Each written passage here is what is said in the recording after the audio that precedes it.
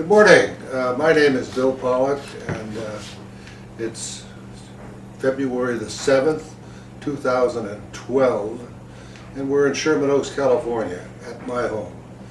And my guest today is Earl Gandel, and he's a former West Coaster who somehow escaped and got to the East Coast and has a exciting history of what happened back there, and we want to know what happened here, and so on. And so without further ado, I'd like to introduce Earl. Good to see you back here on the West Coast. Thank you, Bill. It's great to be back. I wish I could stay. I wish you could. Well, tell me, what started all of it? What started you with the automotive craziness? Well, it takes dredging the memory a bit. When I was, well, I should say, when I was still in school at UCLA. Sorry about that, but you know, can't That's help okay. it. And I think I probably first saw you at Pebble Beach in '54 or '55, or maybe both. And by that time, I was kind of hooked on sports cars and racing with some friends here. Went into the service from UCLA, and when I got out, my first job was with John Monuma in Hollywood at Competition Motors, Volkswagen and Porsche, and of course John also had the Ferrari distributorship at the time. So that kind of fueled the interest as it Sure. went along. I think I figured out early on that I was not going to make a race driver.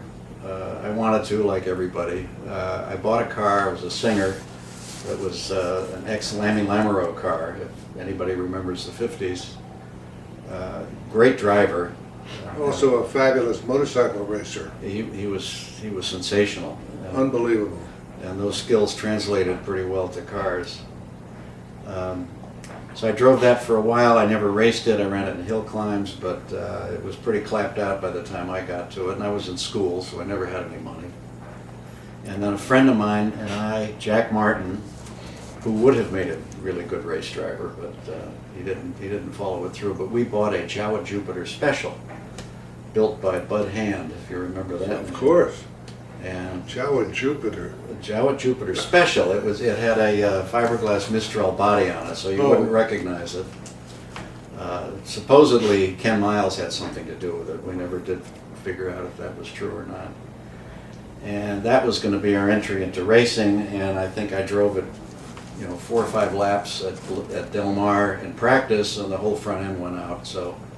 And we didn't have money to fix it, so we got rid of it. And then, in about exactly 64, I got a job in New York, so I moved to New York, and that was it for me for Southern California.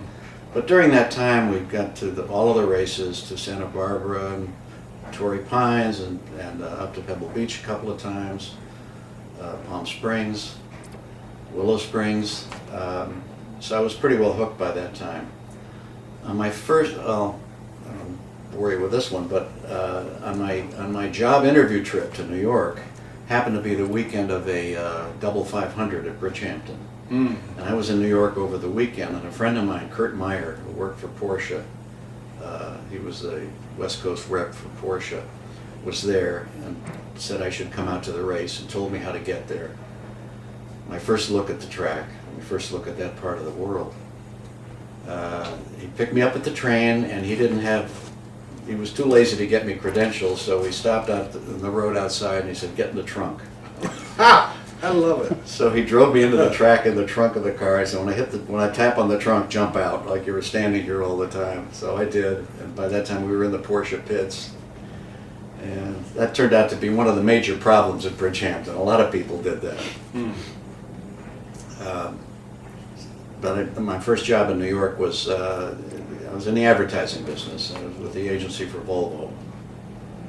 So that went along, and maybe 4 or 5 years after that, with a couple of friends, Bob Bachrach, who was Al Bachrach's son, and a salesman for ABC Television, and a guy named Dick Gary, who now has a small advertising agency here, but ran a radio station in New York at the time. And I found out through Al Bachrach that the Bridgehampton management was having problems with the track, and they never made any money. It was like a sieve. You could walk in, almost everybody knew where the holes in the fences were. It was very hard to attract people that far out on Long Island. It's 100 miles from New York City, and it was mostly a 2-lane road at the time. So people didn't want to come out in the middle of a summer resort area. It was really hard to make money, and they were promoting races, but they had some great racing from when they built the track in '56 through about through 1970, which was the last Trans Am that ran there. We found out that they were having problems, and we talked to the management.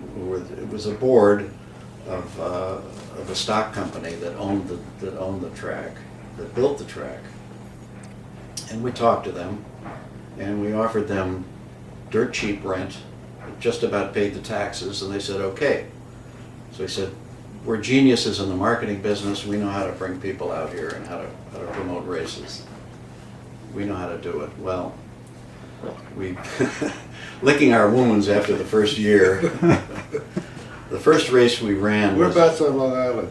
It's Because I spent my very early years. Did you? Yeah, I was born in New York and grew up to about 6 or 7 years old in Beechhurst. Oh, okay. Anyhow, Well, I didn't mean to interrupt you, but No, that's okay. I wasn't aware where Bridgehampton was. I'd always heard about it, but never paid any. I figured it was somewhere in Ohio or. You know. Well, it's near the village of Bridgehampton. It's probably closer to Sag Harbor, which you may. I've heard of Sag Harbor, yeah. It's the Hamptons. There's East that I Hampton, know. Southampton, Bridgehampton, and it got the Bridgehampton name, although it physically isn't right in the village. Okay, I did. Yeah, go ahead with your story. Actually, the reason. Well, let me back Yeah, up a okay. second. The reason it got the name was racing in Bridgehampton goes back to about 1910. Oh, It has a long history. The town and the area has a long history of street racing. And in the 40s, 49 through 53, they ran the street races in Bridgehampton on the roads. Where I live now is about a block from Turn 1 on the old street course, which is all still there. It really hasn't changed. So there was this enthusiasm going back from 1910 into the 20s, and then after the war in the 40s, it started up again. The street racing had to end after a couple of accidents because they blocked off all the local roads, and same as it Watkins was getting Glen, dangerous. Well, Watkins Glen and Bridgehampton have parallel histories. They both sort of started on the streets at the same time with a lot of the same people. The Aarons and Bruce Stevenson and Briggs Cunningham was always there. And then both races had accident problems at about the same time. And committees were set in both towns to find a place to build a racetrack. And both tracks were built about the same. Well, I think they opened the same year. The difference was Watkins Glen was in the poorest county in New York, and the racing brought a lot of business and a lot of people in and a lot of tourists in. Bridgehampton was in the middle of a very affluent summer resort area. Didn't really want that kind of business and couldn't handle it. So it was always Pebble Beach. It would be. Yeah. And the property was getting very, very valuable, and same as Pebble Beach. And that's exactly the same. That's when they built Laguna Seca. So Exactly. all of those tracks were built in 55, 6, 7, Right. all about the same time, for the same reasons. But Bridgehampton was successful as far as the races were concerned, not as far as the money that the races brought in, but the races were great. They ran the double 500, the Can-Am, the Trans Am. NASCAR ran there. Richard Petty won at least one NASCAR race. Wow. At the time, probably when NASCAR was running at Riverside. NASCAR was going to go road racing at one time, if you remember. Yeah. I remember. Yeah. Motorcycle racing, a little bit, not much. Well, we took over the track after the last Trans Am in 1970. We formed a group called Bridgehampton Racing Group. And as I said, lost our shirts the first year. We took on an IMSA race with John Bishop. Peter Gregg and Hurley Haywood won with Porsches. And we always said artistically it was a wonderful race. We just lost our shirts on it because we didn't have a sponsor, and you know the purses were high for us for those days. And so we struggled to rebuild and ran whatever we could with mostly SCCA, SCCA nationals, regionals. But we did do a few things during that period.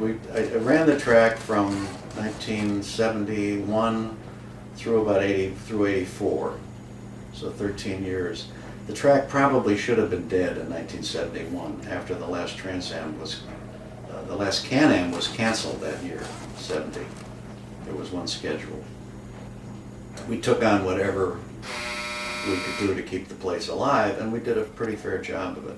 We brought in Formula Atlantic. We were one of the first Formula Atlantic promoters, and an awful lot of drivers got their early training at Bridgehampton. One year we looked at Indianapolis, the first 2 or 3 rows had all gotten their early training. Really? That's interesting. In Atlantics at our track and wherever else they were running. We paid Danny Sullivan the only starting money we ever paid at the track, $400, and he came from California to do it. Oh my goodness. So, and you talk to these guys now, and they remember it very fondly because it was a wonderful, wonderful racetrack. We had problems. It eventually wound down because we had problems with the state and the county and the town on noise. Because little by little there were, this is like Riverside, little by little there were houses being built up around the track. And you want to know what the real estate agents were telling the people when they were standing there, who found out after they bought the house that there's a racetrack next door. But we spent a lot of time in court defending the noise suits, and the town kept clamping down on decibel limits and whatnot. And eventually, what happened to me was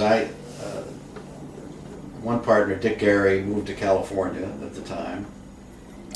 Another partner came in, Bill Conlon, who's now he's going to be the retiring director of the art department at Fordham University. He's a painter, he's an artist. He came in, and between the two of us, we brought in a couple of racing schools. We had a Jim Russell racing school for a few years. Fred Opert started a racing school there before that. We brought in the Atlantics. We brought in motorcycle road racing, which was very successful. We had 4 AMA 4-star road races every year for probably 3 years. And most of the great American motorcycle road racers got their training there and maybe 2 other tracks in the East. So it was, and we opened a motocross track. We did whatever we could to keep that place running 7 days a week, and that was the job. I went to Japan for business. I was assigned to first Australia, then Japan. So I was out of the country for 7 years. Wow. So the first year, when I realized I wasn't coming back, Bill Conlon said, "That's it, I can't do this anymore," and he turned it over to other people. And a guy named Bob Rubin. Excuse me. Yeah, sure. Sorry. To raise business in these foreign. No. It was my job. Oh. While I was doing all that, I was working in the advertising business. This wasn't this wasn't your job. This was not me. It couldn't just possibly. doing it for fun. Like it couldn't possibly have been a job. Yeah. No. Okay. Well, I never made enough money to pay the bills. All right. I was in the advertising business mostly, and always on cars. Yeah. And by that time, I was working on Toyota, and I went to Australia to set up 2 offices, and then ended up in Japan for 5 years. which was, you know, a whole other chapter having nothing to do with racing, but Yeah. it was interesting. Bob Rubin, who was I think he was a stockbroker, took over the track. He was a car collector. He had Millers, I remember. Oh, He was a car guy, but he got into it, and I think he had other ideas. And eventually, reluctantly, he said, he turned the place into a golf course because they just couldn't run it with the noise, with the noise problem, the legal problems from the noise the track created. really a golf course? It is, I'm told, the most expensive membership course in the country.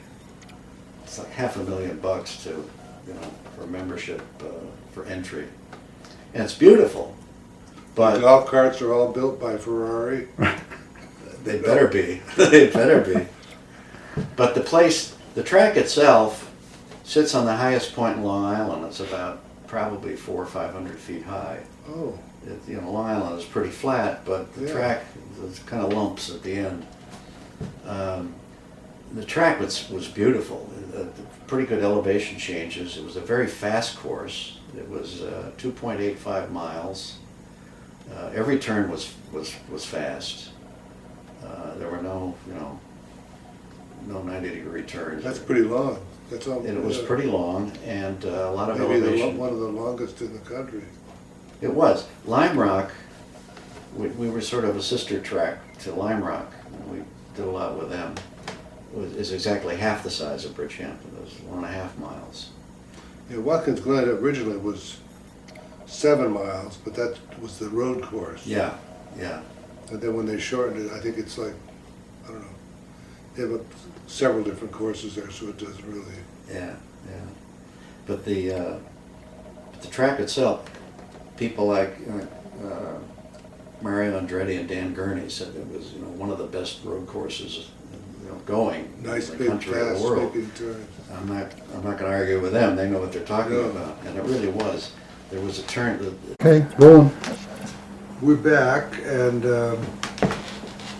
that was not a pause, not for commercials. Anyhow, I want to hear more about Bridgehampton. Well, you're talking about the course itself. Whoever designed and built the course was a genius, or were geniuses, because I think they started construction in '54. The last street race in Bridgehampton was '53, so they started immediately to find land, and they put together probably 50 parcels of farmland on top of this hill. Came up to 520 acres, which was a pretty big chunk of land. And I don't know, I remember who designed it.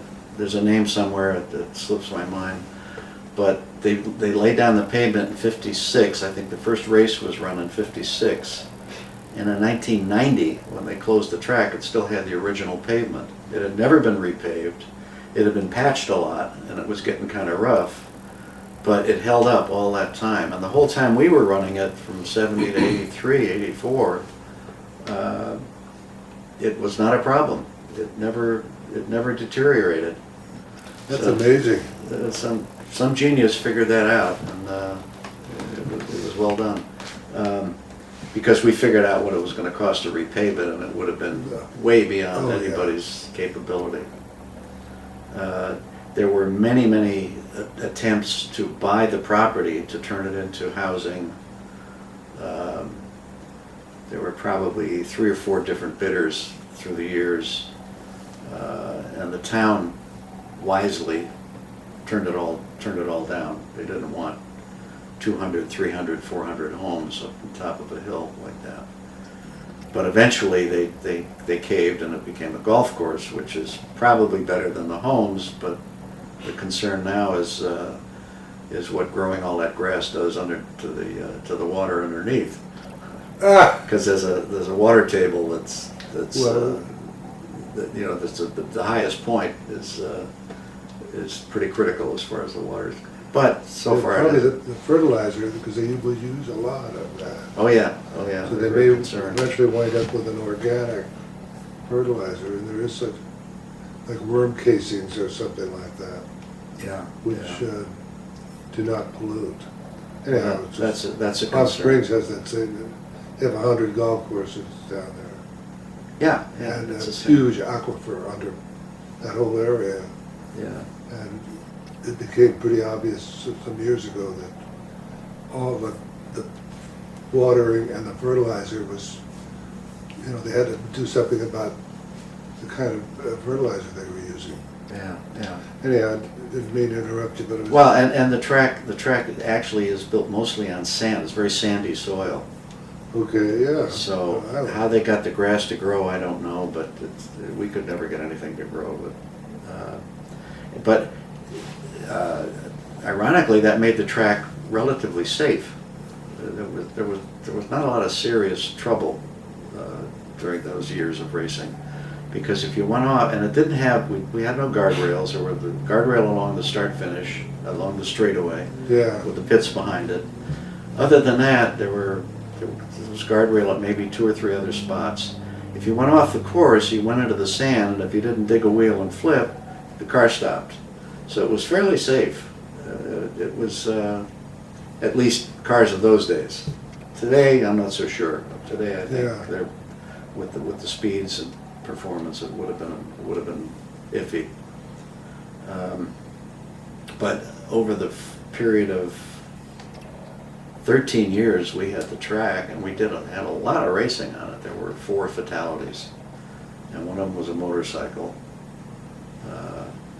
which that's terrible, but that's not too bad for a racetrack in 13 years.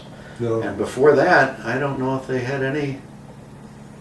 There might have been 1 or 2 in the 60s, early 60s. But that was a pretty good record for a racetrack in those days. So, and the best part of it, I think, was the way the drivers seemed to love it. I never heard a driver say he didn't like the course or he had a problem with it. They all loved to come there because it was a wide open, very demanding. Every corner had a little trick to it. Every corner was either a double apex or a decreasing radius or an increasing radius. Nothing was that predictable until you learned it.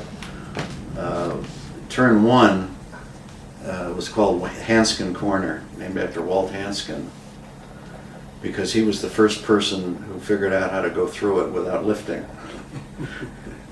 It was a downhill right that went under a bridge, and you were just blind as you went over the hill and had to start turning. And he figured out how to do it without lifting and get around it. And then everybody finally, started following it. There was a magazine article at one time that Sam Posey wrote after a Can-Am race there, and he said, turn 1 separates the men from the boys. Turn 1 at Bridgehampton separates the men from the boys. And it really did. There was not a lot of passing. There was a half-mile straight, so you could pass on the straight, but there wasn't much time. But I'm sorry you never got there. I am too. You would have loved it. Well, yeah, I heard about it, read about it, Yeah. occasionally talked to some people who were there, and at times I tried to persuade whoever I was, like thinking Karstens, but he had racing was just a hobby with him, and of course it was all amateur then. Mm-hmm. And he was running a packing company, so, and having problems with brothers and sisters because it was a family-owned business, and everybody was trying to take control, and so that was kind of a ongoing war. And he was never in a hurry to go to a lot of races. He liked to get the car perfect, and he would spend the whole winter fussing with it, and then in springtime or whenever we, then off we go and run on a couple of 2 or 3 races, and then put it away and play with it, take it apart again. For him, that was that was his fun, was exploring, seeing what was wearing out, which was a lot on that car. But yeah, Bridgehampton was, I had read about it, that and Lime Rock and Watkins Glen, they were all, heard about them, wanted to go there, and envied, because I was married with raising a couple of girls, so I couldn't just pick up and tell my partner that, hey, I'm going to be gone for a couple of weeks, I couldn't do that. Well, that's how I learned about it, from the magazines when I was here, and then when I got back to see all those places and then actually get involved in it, it was kind of a thrill. Did Karstens have a Curtis at one point later? No. In the late 50s? Because I just off the subject, but no, he had the HWM, which was a car that had been in a movie called The Racers. Oh yeah. And then he made some changes in it, changed the nose on it, and threw the engine away, which was an Alta engine, and weighed a ton, and put a Chevy in it. Oh yeah. But the car was a beautiful, one of the prettiest looking cars ever. I remember it. But it still is. But it has absolutely the world's worst handling characteristic. It just loves to go in a straight line. It was essentially an arrow, and it would never turn. It was either too long or too narrow. I don't know which, but a lot of people tried all kinds of things, from changing the wheels and widening, putting wider tires, and I don't know if anybody ever got it to really have. I remember. But no, he didn't have a Curtis. Yeah, well, the reason I asked was when I was in the service, I was in the Air Force, and I had a TR3, and I was in Oregon, and I went to a hill climb, a Maryhill hill climb in Washington State, and there was a Curtis and something else, and Karstens owned something that was there, and I thought it was the Curtis, but I guess not. But he was there, or somebody that owned that had his car was there. That's a possibility, because he liked to drive hill climbs, and he would drive the Allard, and then his buddy Dave Fogg had the sister car of the 14 car. It was one serial number. They bought two of them at the time when they bought the Allard. And it looked a little different. It had a little different front end. It could be mistaken for something else. And the car that won the first road race in Bridgehampton on the roads was an Allard, a Cat Allard, driven by a guy named Tommy Cole, an Englishman. Number 2. And that car is still around. We have an annual rally in Bridgehampton that's sort of commemorating road racing. And then we have a little concourse that goes with it, and people bring cars that either ran there or could have run there. And somebody brought that car this year, or last year, October, yeah. And it's beautiful, it's great shape now. It's a collector. I remember reading. He was very good, and I remember reading about that car. And I'm a member of the Allard. A couple of Allard clubs, the national, and also there's a regional one in the New England area, and they both have put out a brief little booklet, and I think the last one there was a picture of that car in the Cole car. Yeah, he ran at the rally. The guy ran the rally. It's drivable. He drives it on the road. Not a collector. This friend of mine, Jack Martin, whom I mentioned earlier, dropped out of high school. We went to Hollywood High School. He dropped out of high school to go to work for Von Singer Motors on Sunset. And that's really how I got acquainted with funny little foreign cars. And he, as I said, I think he would have been a natural driver, but he just never had the money or the ambition. None of us had the money, and I knew I wasn't going to be good enough. But he bought an Allard. He went from his Singer, he raced the Singer, and then he went to an Allard when they had the Triple R. Do you remember the Triple R? The very racing well. register? Yeah, we had a kind of a running battle with him. They, A lot of our drivers they were defected to. yeah, that was the word, defected. But he joined that and ran his Allard probably once at Willow Springs. It was a Merc Allard. Blew the engine. That was it for that car. But that was a scary car to ride in. I don't know what it was like to drive, but it was a scary car to ride in. I can imagine. Yeah. Yeah, the Triple R ran at, there was a dirt track down near Carson, California. Mm-hmm. And Singers ran there, and MGs ran there, and Jaguar. And those cars, none of these cars were ever suited for dirt track. Right. And Alan Moss, at the very first race we took at this dirt track, got an Allard upside down. He was an Allard dealer for about 2 weeks. And it flipped on got into a rut and did I think it landed on its wheels, but it did a slow roll or something. That was the end of it for Alan. He went back to TCMGs.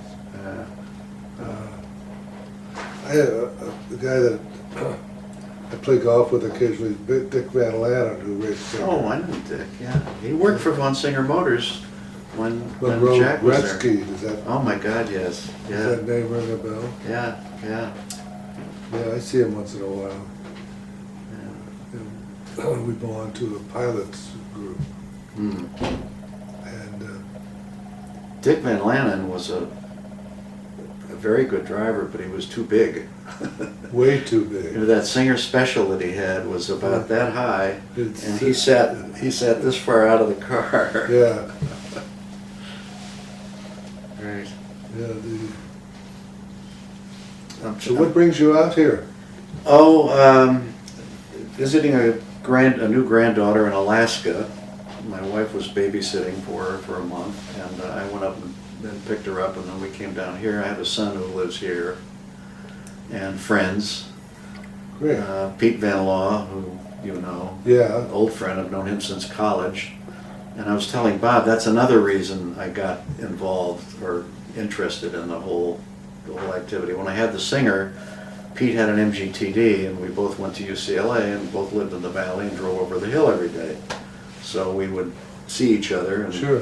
tuck in together, and that's how we got to know each other. There weren't too many of those kinds of cars then. I never even sat in a Singer, so I'm not familiar with them. I knew, obviously saw them and was around them, but who built the engine? Was it a little four-cylinder like an MG? The Singer? Yeah. It was an overhead cam. Overhead cam. And it had 2 bucket seats compared to what the well, MG yeah, had. yeah. So you could slide them back farther, so you could sit back farther than in an MG. It was aluminum. It had a lot of things going for it. It was aluminum, overhead cam engine. It was 1497 cc's, so it was right at 1500. Yeah. Pete might argue with this, but it would outperform an MGTD, but it was exactly competitive with it. There weren't very many of them.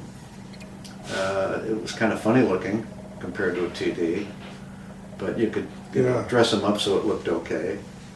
And it was a nice little car, but it was I don't know how many they made, but it was a very, very limited. Who made it? It was British. It was Singer. Singer Motors, yeah. It later became part of the Roots Group. Okay. And then disappeared as a name. I think there was a sedan, there was a convertible, but the Roadster is what, and it was pre-war. Yeah. It was pre-war, and then got into the 50s. Went as far as maybe 54, 55. Yeah, I think they were a little faster than an MG, with that overhead cam. Mm-hmm. A lot depended on, you get into those little small displacements, a lot depends on the driver. You've got to really figure out how to get the last inch out of it. Yeah. Well, if you want to know a lot more about Singers, ask Dick Van Lannen, because chapter and verse, he'll remember. No, you don't have to ask him, he'll tell you. There were, funny thing, there's a wonderful book That's my phone. I'll ignore it. There's a wonderful book called Bridgehampton. It's about that big. It's a coffee table book by Joel Finn. You know anything that he's written? He's done a lot of stuff. But it's every lap of every race that ever ran at Bridgehampton from from Long Island, actually. They raced in 38, 39 on Long Island and Montauk, and right straight through 1970, the last Trans Am. It's a great book. It's a lot of pictures in it. Going through it, and there are pictures of apparently Lammy Lamoureux went east with the singer, or maybe it's another singer, but it was Lammy Lamoureux on the start line at Bridgehampton on the streets with what later became my car in California, and that was a surprise. I had no idea, and then I went back and looked up entry lists, and sure enough, it was Lammy Lamoureux with his singer. We're at the end again. Okay. We're back. I want to hear some more about some of the social life, or whatever you have, whatever you. It was a club. What was it? The Manhattan Chowder. The Manhattan. Is it Manhattan? Chowder and Marching Society. Yeah. Yeah, a friend of mine enlisted me in the membership rolls there. I never made it, but. Well, they used to have a very good time. Dreyfus? Rene Dreyfus. Rene Dreyfus was. Well, Rene Dreyfus owned a restaurant called Le Chantecler. He and his brother. That where it was? Is that where they had the meeting? No. The Chowder Society met, or maybe still meets, at Sardi's. Oh, okay. If there's still a Sardi's, I don't even know if that's still there, but that was a monthly meeting. Henry Austin Clark was one of the movers and shakers in that group, and he was on the board of Bridgehampton Road Races Corporation, which is the group that raised the money and bought the property to build a racetrack. He was a historian, an automotive historian. He had a collection of antique cars, brass era cars, and God knows what, a huge collection. Built his own museum in Southampton. He died a few years ago, and that collection has been spread all over the place. I think a lot of the library, he had a huge library of automotive books and magazines and everything, history. I think a lot of that went to the Watkins Glen Museum. There's a big museum at Watkins Glen that I'd like to go see sometime. Yeah, I gave them a copy of my book. They'll wear it in good health. But the board also included Alfred Momo. Well, I'll never forget when we went to a dinner with them in a restaurant while we were discussing whether we were going to take over the track or not. And the whole board was there, and I sat next to Alfred Momo, and that was almost enough for me. I mean, my God, here's his history. He ran the Briggs Cunningham team when they were running on the street, the road races in Bridgehampton, and he's a legend. He was a legend. And then a bunch of other local guys. One was a retired Eastern Airlines pilot, and a couple of lawyers, and these guys were all mostly the Lions Club in Bridgehampton got together and decided that we can't run on the streets anymore. They were the organizers of the street racing, so we better find a place to build a racetrack. They raised the money. A lot of it was their own, I'm sure. Some of them had money. Selling stock at $5 a share. And even today, if you talk to anybody who's been in Bridgehampton more than 40 or 50 years, every family owned stock in that track when they built it. So they had a stake in it. The original people really had a stake in the place. That's a good idea. The stock never made anybody any money. I think, 50 years later it sold for $9 a share. And those people that still had it maybe made a little money, but it worked. It worked. As I say, 520 acres, which is a big piece of land. Yeah. And I've seen the plot. with all of the parcels that they had to put together with the names on each parcel, and there must be 50 of them. And to have to put all that together must have been quite some chore. Yeah. But one of the things we did, that I did after we got into it, was IMPA, International Motor Press Association, which is the East Coast version of MPG, Motor Press Guild here. In fact, Motor Press Guild was a breakaway from International Motor Press Association. They didn't like being a West Coast branch of anything, so they started their own club. They'd have an annual track day, like MPG used to do here at Willow Springs, and I guess does now at Fontana. And they would have to, they were used to renting a track. They would go to Pocono or somewhere. I said, take the track, give them the track. A Thursday, one day a year. I couldn't believe it. They were getting a track for free. I said, well, you know, these are all motoring press, why not? So all the manufacturers bring their cars out, and then all the motoring press comes and get to drive around the track. And they named it Flaunt Your Incompetency Day. I love it. And they kept that name until the insurance company required them to change the name. That's funny. So the motor press in New York or the East got pretty familiar with the place, and eventually we'd alternate with Lime Rock. We'd do it one year at our track in October and do it another year and the next year at Lime Rock. We were at Lime Rock once in October. It was on my birthday, October 13th, and it was a snowstorm, which is a little unusual, but and it was right at 31 degrees, so it was getting icy and slushy and icy again, and a little bit of rain, a little bit of snow. And Jim Haynes, who ran Lime Rock, was a terrific guy, great manager. In fact, we hired him to come out and consult with us before we took over the track to tell us if the track was viable, and there was some damage on the track. And he looked at it and he gave us some easy fixes and said, yeah, sure, do it. He was standing there wringing his hands because of the weather, and I went up to him, and we were 100 miles away, line of sight from his track. I said, hey Jim, it's 80 degrees and they're on the beach at Bridgehampton today. He almost killed me. But it's not unlike the West Coast automotive groups, club. A lot of the same kinds of, well, they're all the same kinds of people, and a lot of the same people. We go to the New York Auto Show and we see there's a lot of interchange. Mm-hmm. And it's all, you know, the attitude's the same. You're all there for the love of cars. And it's there in our area. It's an affluent area. A lot of people with money. Ralph Lauren and his collection are not too far away. Hardly ever see him or his cars there, but you know, people like that. Does he keep the cars there? Does he keep? He keeps some there, if you don't mind.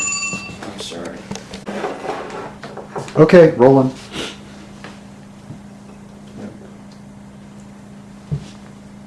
We're back. You're involved in a historical society in Bridgehampton? There is a Bridgehampton Historical Society, and as soon as I moved back there permanently 6 years ago. The reason I moved there is I have a house there that we bought 35 years ago, 36 years ago. I lived in New York in the city, and when we were running the track, I had a house out there. Ended up with another house, and that house ended up in, happened to be in Bridgehampton. And when it came time to look for retirement, I said, where are we going to go? And I said, well, we've got this house, so let's go there. The Historical Society, Bridgehampton was founded in 1644, so there is some history there. All of Long Island was, from the 1600s. And they have a. So I volunteered to help them out on primarily with this rally that was an annual event. Mm-hmm. And dug into their archives, and they've got a pretty fair library of photography and old race programs, and there is and I've been pushing hard on it. There is a heritage of racing in that area that small towns, a lot of small towns don't have. The Hamptons are the Hamptons. It was agricultural for years and years, and it became, because they've got beautiful beaches, it became a summer resort area. But there's only the one town that has this racing heritage. So we said, let's tell people about that. So for the rally, one year we dug through the archives and we put a photo exhibit together in the Historical Society, which is an old 200-year-old house. The rally runs from the grounds of that house and all around the area. And it was very popular, and people loved it. And now they're building, they're rebuilding another old historical house that the society is going to move into, and then we're going to have some space, and I'm going to push for a permanent racing exhibit. Things that have happened there. One of the cars that was in Austin Clark's museum when I first walked in there was the very first Ferrari Roadster.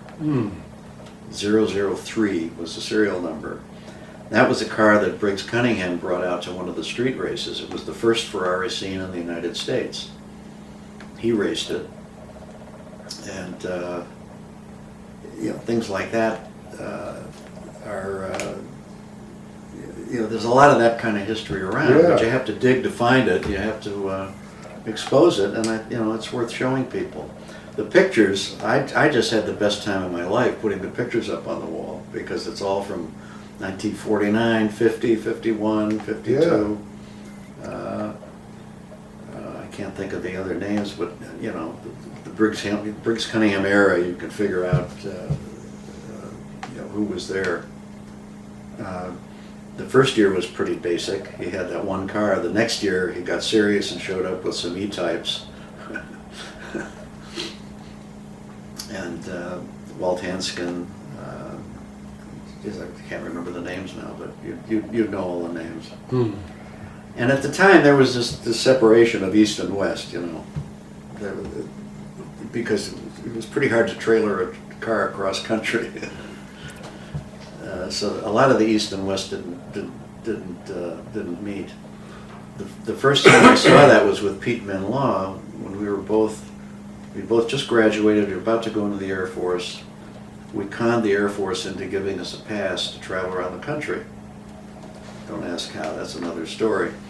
But Pete at the time was working for Jack McAfee, and the John Edgar McAfee group headed east to pick up SCCA points to win some races there. So we caught up with them in New York, and we went to a couple of races with them, the Brynford Hill Climb, Beverly, Massachusetts. These are the SCCA nationals, and Giants Despair Hill Climb. Brynford was a race, and it was a race on private property, very narrow road, and it was limited to 2 liters because it was too narrow to run big stuff. But Jack McAfee and Carroll Shelby had 2 of John Edgar's cars and went up and down the East Coast that summer and won everything. We were with them at a couple of the events. That's where that became the first interchange. And then what kind of cars were they? There was a 2-liter Ferrari that Shelby drove. Jack had a Spider, RS Spider. There were a couple of Ferraris, I think. From Beverly, Mass, I think there was a 3-liter Ferrari. Pete has all the pictures. That's why he should be here with the pictures of that. Okay. That was a fantastic experience. One of the mechanics on Jack's car at the time was Pollack, who had just come over from wherever he came from, and he was in New York at the time. an incredible Boy, experience. I guess so. And then I think probably the next year is when the Easterners showed up at Riverside. So that, you know, Yeah. then they started exchanging. March Field, they came out. Yeah. Briggs came out with John Fitch and probably a couple of other guys that I don't remember. Yeah, yeah. Well, the other rivalry between the East and the West is the magazines. You probably dealt with Car and Driver on the East Coast, and those, if you were in advertising, and we had Road and Track out here, and they were, you know. That's right. That's right. I got to know the Car and Driver people very well through the advertising business. It was a great group. They had a rally not once a year. They would have an event for people in the car business. Car and Driver would promote it, and it was just a matter of enthusiasm, because they would do something that you would not do for other advertisers. And they would have a rally up in the Adirondacks or in the Berkshires up near Lime Rock. It was a good group of people, but they were an independent magazine at the time. Mm-hmm. Later, I guess they're both owned by the same company now, so that's all over. And Road and Track, my first boss who worked for John von Neumann was Sam Weil. You remember Sam Weil? Of course. He started out working for Road and Track, writing for Road and Track, but he was running the business at the Volkswagen distributorship by the time I came in. Sam loaned John a couple of bucks. That's how he got. Yeah. He talked about the first Porsches that they bought. The reason he got into Volkswagen was he really wanted Porsche, and the Max Hoffman in New York Had everything. he had everything. And he said, well, if you want 2 of these, you have to buy 6 of these. Meaning, if you want 2 Porsches, you're going to have to buy 6 Volkswagens. And John said, oh, all right. And that's how I got into the Volkswagen business, which is what made him all the money. Yeah. And Sam said their first Porsches they got here to sell, he had to go to New York and drive them cross country to get them here. As a matter of fact, he and Eleanor, John's first wife, would go back and drive out 2 cars. Yeah. And the 6th car came out, or no, the 7th car came out in a rail car, and that's the car I got. Oh, wow. So I had the 7th Porsche west of the Mississippi. Oh, boy. But yeah, and I remember it well because a tramp had ridden in the Porsche all the way out. Oh, jeez. Got broken into the boxcar and sat in my corduroy seats. I was absolutely devastated. You know, I wanted a pristine thing that I didn't want them driving at I didn't want 3,000 miles on it. So instead, I got dirty seats, and then he tried to open the hood to hook up the battery so he could play the radio. And those early Porsches, when you raised the hood, they didn't have a spring. You had to raise them a little farther to release the catch, and he didn't know that, so he just pulled the hood down and kinked the hood. So I couldn't believe it. I just absolutely, I did everything but break down in tears. And Von Neumann kept saying, "It's okay, Bill. Bill, it's okay, Bill. It would be all right. You would like it." It turned out okay. But yeah, Sam Weil, in fact, my brother, John, before he got Porsche and Volkswagen, he wanted something else. And he just had a little shop here on Ventura Boulevard in Studio City. Right. And my brother loaned him some money to buy 2 or 3 Hillman Minxes, which was a real winner of a car. And that was my brother's big investment mistake in his life. He missed it, you know, like instead of he should have been giving him the money for Porsche and Volkswagen or whatever, because that's what Sam Weil did, and Sam wound up running John's company for him while John flew Lear jets over to Europe and built yachts and whatever. That was an interesting job. I worked for them for 5 years. the best, and when I look back on it, I was so lucky because I was in the golden age of cars and racing and sports Really? cars and whatnot, involved in the middle of it.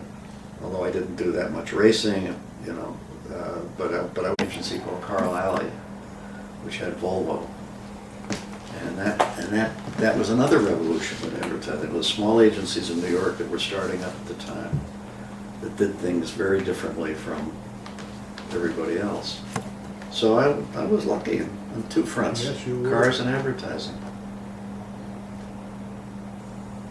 It's rolling. Is we're Oh, rolling? it's rolling? It's rolling.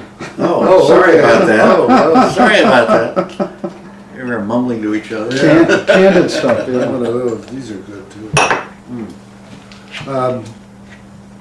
Yeah, advertising was really exploding then. I can't remember the name of the company out here that started that smiling thing. You know, Well, there was some really, they invented it or whatever, but there was some big changes in advertising. oh yeah, That same period. there was an agency here called Carson Roberts. That's who yeah. Was that it? Yeah, Ralph Carson. They were kind of revolutionizing Yeah, things on their own. I did way. some work for them. I did some market research for them. Yeah. In Volvo, we did a commercial for Volvo, a television commercial. It was black and white then. It was in the '60s. Towing a gigantic, it was a 122. It was the old car. Towing a gigantic boat through a residential area, and the point was, buy a Volvo and save your money for something big. And the driver of the car that we hired was Denise McCluggage Oh, in the okay. '60s, so she was Yeah. a young woman then. And she drove, and we were in, probably out near where you live, you know, partway out Long Island, forget the name of the town. Driving around and around the block while they shot, and she had to go all the way around because she was towing this, 40-foot boat behind her. And she pulled up at a light, to turn, and a car pulled up next to her, and he had a 10-foot outboard on a trailer behind him. She looked at him, she said, "Piker." That's funny. Well, where are we? Where do you think racing is going? What do you think of racing now, today? Anything exciting? Well, the only thing that seems to excite me now is Formula One. I just can't get into the. I'm impressed by the equipment in the other series, like the Le Mans and Le Mans. I'll get interested in Le Mans, but of course you lose track of the drivers and who they are and all that. It's a little, I don't know. It's outgrown me, I guess. I was at Monterey this year, Yeah. and there were a bunch of Allards there, but nobody raced because the cars are all worth too much. Well, that's. There were 6 GTO Ferraris worth $15 to $20 million each. And I can't imagine driving one of those, because if you spend a fender, you've just lost your inheritance for the next, Yeah. I mean, it's the historics are wonderful, but what kind of a future, in other words, I think that in a couple of years they'll all be racing replicas. I think there's probably a lot of that going on Because now. when I was at Watkins, there was the Allard Club was there with, I think, 10 or 12 cars. One actually raced.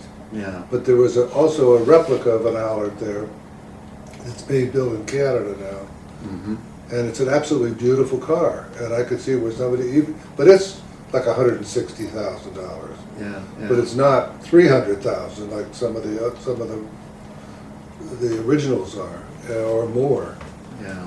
And so maybe that's where it's all going to wind up. We're going to all wind up like NASCAR with identical plastic cars with Nissan supplying the engines Yeah.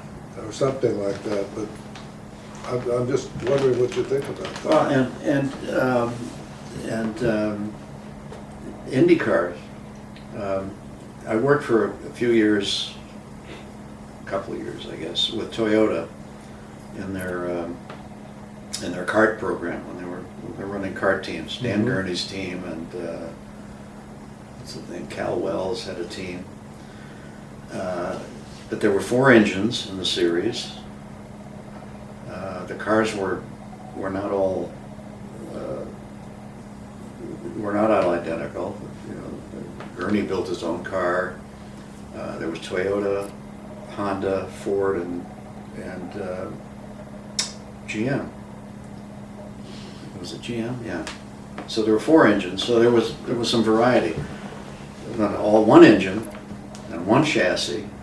And at that point, it's like NASCAR. Like, what's the point? Yeah.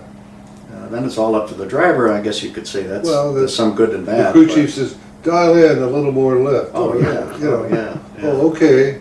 What else, sir? Oh, wait a minute. I got to go through this turn. You know. Uh-huh. It's. I don't know. All electronic and yeah. They've got so many. They got like when an engine blows, they know about it in Tokyo immediately.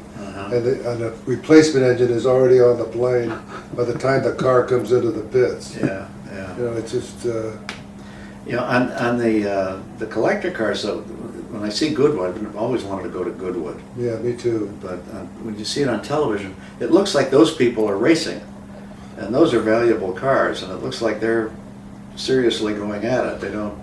Well, that's true.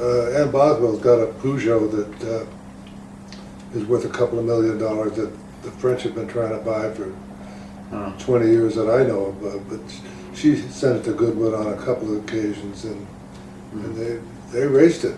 You know, they drove it up a hill climb or something. Yeah, yeah. But yeah. But it's pretty scary to think about doing that with those cars. Well, yeah, yeah.